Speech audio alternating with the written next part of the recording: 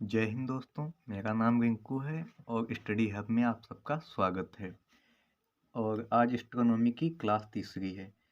तो इससे पहले की क्लास में हमने बताया कि टालमी एक भूगोलवेत्ता थे। उन्होंने कहा कि नहीं, सूर्य जो है पृथ्वी का चक्कर लगाता है, सूर्य घूमता है तभी दिन रात होता है। और फिर उनके सिद्धांत को कापरनिकस ने काट दिया। उन्होंने कहा नहीं, पृथ्वी घूमती है, मगर उन्होंने कहा कि वृत्त के आकार पर पृथ्वी घूमती है, यानी गोले के आकार पर पृथ्वी घूमती है। फिर उसके बाद केपलर आए, उन्होंने बताया कि वृत्त के आकार पर पृथ्वी नहीं बल्कि दीर्घवृत्त के आकार पर पृथ्वी घूमती है। फिर गैलीलियो ने उसे सिद्ध कर दिया। अब आगे के और एक हब्बल जो है, तो हब्बल एक टेलीस्कोप है। अब इससे आगे के टॉपिक को कवर करते हैं। तो एक होता है प्रकाश वर्ष, जो कि दूरी का मात्रक है, और एक होता है कॉस्मिक ईयर, जो कि ये समय को दर्शाता है। ये दूरी को दर्शाता है, ये समय को दर्शाता है। और एक होती है खगोलीय इकाई। एक होती है खगोलीय इकाई। खगोलीय इकाई कितनी होती है? तो 14.96 करोड़ किलोमीटर। 14.96 करोड़ किलोमीटर। आप खगोलीय इकाई ऐसे समझ सकते हैं जैसे कि मान लो कि ये सूर्य है, ये मैंने सूर्य बना दिया, पृथ्वी ऐसे घूम रही है। तो अगर जो ये गोले के आकार पर घूमती तो इसे सेंटर से बराबर से नापा जा सकता था। मगर ये अब दीर्घवृत्त पर घूम रही है, तो इसे बराबर नापना तो नामुमकिन है। तो इसलिए खगोलवेत्ताओं ने एक एवरेज दूरी निकाली है, औसतन दूरी। तो औसतन दूरी को ही खगोलीय इकाई कहते हैं। यह 14.96 करोड़ किलोमीटर है। तो आई होप कि आप इसे समझ पाए होंगे। अब इसके आगे के टॉपिक को कवर करते हैं। तो एक होता है अपसौर और एक होता है उपसौर। तो ये मैंने वो बना दिया, पहले से ही बना रखा है। मान लो कि ये सूर्य है और ये पृथ्वी है, इधर भी पृथ्वी है, ये घूम रही है, तो इधर भी पृथ्वी घूम रही है। तो अपसौर और उपसौर कब होता है? तो मान लो जब ये पृथ्वी सूर्य के पास आ जाती है, जब पृथ्वी सूर्य के पास आ जाती है यानी दूरी कम हो जाती है, तो इससे उपसौर उपसौर कहते हैं। तो उपसौर कहते हैं। और यही जब दूरी बढ़ जाती है तो इसे अपसौर कहते हैं। जब दूरी घट गई तो उपसौर, जब दूरी बढ़ गई तो अपसौर। दूरी घटने पर उपसौर, दूरी बढ़ने पर अपसौर। इसे इंग्लिश में कहते हैं, उपसौर को कहते हैं पेरीहेलिय और अपसौर को कहते हैं एपीहेलिय। और ये दूरी कब बढ़ती है? तो यह दूरी 3 जनवरी को बढ़ती है। ये दूरी कब कम होती है? तो ये दूरी 3 जनवरी को कम होती है। तो 3 जनवरी को उपसौर होता है और 4 जुलाई को अपसौर होता है। 4 जुलाई को अपसौर होता है और 3 जुलाई को उपसौर होता है। और ये एक यहाँ से एक काल्पनिक रेखा खींची जाती है ऐसे करके। तो इस काल्पनिक रेखा का नाम एपिसाइड लाइन है। इस काल्पनिक रेखा को एपिसाइड लाइन है, जो कि अपसौर और उपसौर को मिलाने वाली रेखा को एपिसाइड लाइन एपिसाइड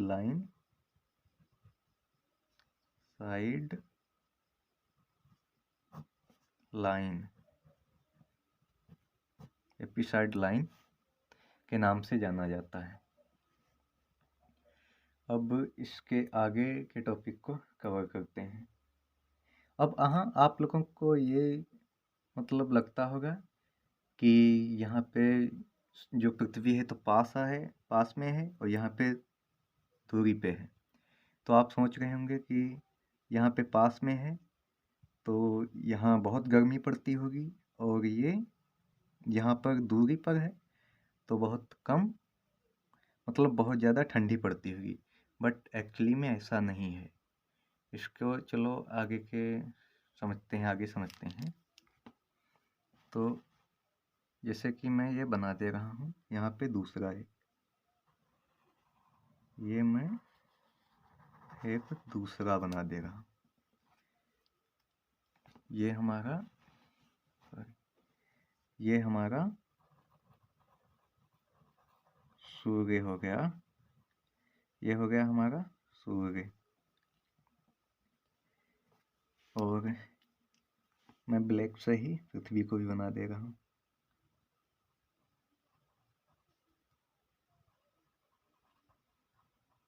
ये हमारी हो गई पृथ्वी, ये इधर भी पृथ्वी हो गई और ये इधर भी पृथ्वी हो गई, इधर भी हो गई और इधर भी हो गई। तो आप सबको ये जरूर पता होगा कि पृथ्वी 22.5 डिग्री झुकी हुई है। तो पृथ्वी हमारी कितनी झुकी है? 22.5 डिग्री झुकी हुई है, 22.5 डिग्री झुकी हुई है पृथ्वी हमारी। तो ये घूमते घूमते यहाँ से इधर तक आती है, घूमते घूमते। तो आप सबको ये लग रहा होगा कि यहाँ पे दूरी कम है, तो यहाँ जो मतलब हीट ज़्यादा यानी कि गर्मी यहाँ पे जब आता होगा, जब उपसर्ग होता होगा तो गर्मी ज़्यादा होती होगी, जो अपसर्ग होता होगा तो ठंडी ज़्यादा होती होगी। बट ऐसा नहीं है, क्योंकि आप अगर जो हमारे पास मैप होता तो मैं आपको दिखाता, क्योंकि जो इंडिया है अपना, ठीक है, तो इंडिया नॉर्दर्न हेमिस्फीयर का हिस्सा है, इंडिया नॉर्दर्न हेमिस्फीयर का हिस्सा है। तो इंडिया उत्तरी गोलार्ध में आ जाता है, इंडिया उत्तरी गोलार्ध में आ जाता है। तो ये जो सूर्य की किरणें हैं, सूर्य की किरणें जो हैं, तो ये सीधे डायरेक्ट यहाँ पर, मान लो कि यहाँ पे हमारा इंडिया है, यहाँ पे हमारा इंडिया है, तो ये जो सूर्य की किरणें हैं तो ये सीधे जाके उस पर पड़ती हैं, सीधे इंडिया पे पड़ती हैं। तो ये सीधे जब इंडिया पे पड़ती हैं तो यहाँ होती है गर्मी, सीधे जब इंडिया पे पड़ती हैं तो यहाँ होती है गर्मी। और इधर जब आता है, जब इधर यहाँ पे पृथ्वी आती है, तो मान लो कि ये मैं इक्वेटर लाइन खींच रहा हूँ, तो यहाँ पे अपना इंडिया है। तो इधर से जब आती हैं किरणें सूर्य की, तो जब इधर से किरणें आती हैं तो यहाँ पे तिरछी पड़ती हैं, यहाँ पे सीधी नहीं पड़ पाती हैं, इसलिए यहाँ पे ठंडा होता है, यहाँ पर पास में होकर भी ठंडा होता है और यहाँ दूर होकर भी गर्मी पड़ती है। तो ये 3 जनवरी को होता है और ये 4 जुलाई को होता है। यानी उपसर्ग 3 जनवरी को होगा, अपसर्ग 4 जुलाई को होगा। और आई होप कि ये आप लोगों को समझ में आया होगा कि ठंडा क्यों पड़ता है और गर्मी क्यों पड़ती है।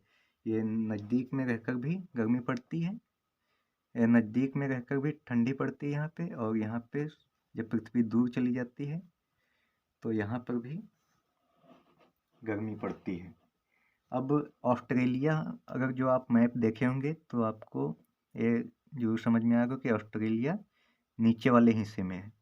तो ऑस्ट्रेलिया जब नीचे वाले हिस्से में है, तो जब हमारे यहाँ सर्दी पड़ रही होती है, यानी कि जब हमारे यहाँ ठंडी का मौसम होता है, तो ऑस्ट्रेलिया में गर्मी पड़ रही होती है। यानी जब यहाँ सर्दी पड़ रही होती है तो ऑस्ट्रेलिया में गर्मी पड़ रही होती है, और जब यहाँ हमारे यहाँ गर्मी पड़ रही होती है तो ऑस्ट्रेलिया में सर्दी पड़ रही होती है। क्योंकि यहाँ से सीधी किरणें जाती हैं, हमारे देश के ऊपर पड़ती हैं, और जो कि ऑस्ट्रेलिया नीचे में है तो ऑस्ट्रेलिया पे तिरछी पड़ती हैं, और यहाँ पे ऑस्ट्रेलिया पे सीधी पड़ती हैं और हमारे देश के ऊपर तिरछी पड़ती हैं। तो मुझे उम्मीद है कि आप लोगों को ये टॉपिक समझ में आया होगा। चलिए इसके आगे का टॉपिक्स बताते हैं हम आपको। तो मान लीजिए कि ये मंदाकिनी है, हमने उस दिन भी बताया था आपको पिछली क्लास में। मान लीजिए ये मंदाकिनी है, ये हमारी मंदाकिनी है, और यहाँ पे हमारा सूर्य है, यहाँ पे सूर्य है, यहाँ पे एक और तारा है, यहाँ पे एक और तारा है प्रॉक्सिमा सेंचुरी, और यहाँ पर एक और तारा है। तो ये वाला जो तारा है तो ये बहुत ही ज़्यादा चमकीला तारा है। ये वाला जो तारा है बहुत ही ज़्यादा चमकीला तारा है। इस तारे का नाम है साइरस या डॉग स्टार। इस तारे का नाम साइरस नाम है, साइरस या डॉग स्टार। डॉग स्टार इसे इंग्लिश में कहते हैं। और ये प्रॉक्सिमा सेंचुरी, ये हमारा सूर्य है। तो सूर्य से सबसे करीबी तारा प्रॉक्सिमा सेंचुरी, सबसे चमकीला तारा साइरस या डॉग स्टार, हमारा सबसे करीबी तारा सूर्य। और एक मान लो कि ये भी एक आकाशगंगा है, ये भी आकाशगंगा है, ये भी, ये सारी आकाशगंगाएं हैं यहाँ पे। ये मैं बना दे रहा हूँ कुछ। अब ये जितने तारे हैं, यानी आकाशगंगाओं में तारों की तो कोई कमी है ही नहीं। तो जितनी आकाशगंगाएं हैं तो इन सबसे तारों में से प्रकाश मतलब निकलता, लाइट निकलती है। तो ये जो तारे हैं और इनसे निकलने वाली लाइट को भूगोल वेताओं ने ये वाइट होल नाम दिया। उन्होंने परिकल्पना की कि ये जितनी सारी लाइटें हैं आ रही हैं वो एक ही जगह से आ रही हैं, जिसे उन्होंने वाइट होल नाम दिया। एक्चुअली में ये वाइट होल कुछ होता ही नहीं है, बट उन्होंने बताया कि ये जो हैं सारे, तो ये जहाँ से ये प्रकाश आ रहा है तारों का जो एक ही जगह से आ रहा है, तो इसे वाइट होल नाम दिया गया। तो इसे वाइट होल के नाम से जाना जाता है। तो आप आशा करता हूँ कि आप सबको ये टॉपिक समझ में आया होगा, और उपसर्ग अपसर्ग भी आपको समझ में आया होगा। और पृथ्वी नज़दीक होने पर भी पृथ्वी पर ठंडा रहता है, और पृथ्वी दूर जाने पर भी गर्मी रहती है। तो आपको ये भी टॉपिक क्लियर हुआ होगा। अगर जो वीडियो अच्छा लगा हो तो लाइक कीजिए, सब्सक्राइब कीजिए, और बेल आइकन को दबाना ना भूलिए, और वीडियो को शेयर कीजिए। मिलते हैं अगले वीडियो में, तब तक के लिए जय हिंद।